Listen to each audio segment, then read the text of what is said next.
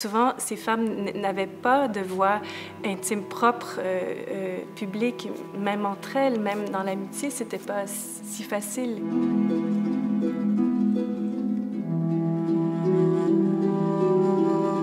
C'est certain qu'il y avait une écriture qui nourrissait une autre. Je ne peux pas dire autre chose. Quand je travaillais sur Marguerite Porete, j'avais à mettre en scène des personnages de femmes qui venaient témoigner sur elles, des personnages de l'histoire.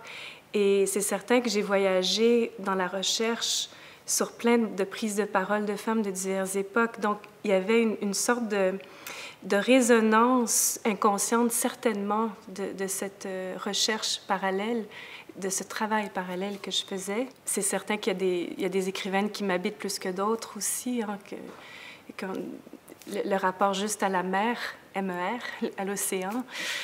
C'est vrai qu'il y a Virginia Woolf ou même Marguerite Duras aussi ont eu ce rapport très fort, autant dans le lien philosophique et poétique à cet élément.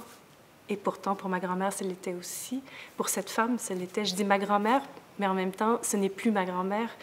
C'est vraiment cette femme, cette femme-là, que je n'ai pas nommée, puisque justement, pour moi, elle est peut-être réverbérante. Elle est peut-être comme un écran de projection sur lequel aussi, peut-être plusieurs femmes, j'espère, peuvent se projeter, mais c'était comment trouver ce chemin de la parole, mais par une écriture, en inventant cette parole par une écriture qui n'était plus la voix de cette femme, qui souvent, ces femmes n'avaient pas de voix intime propre, publique, même entre elles, même dans l'amitié, c'était pas si facile.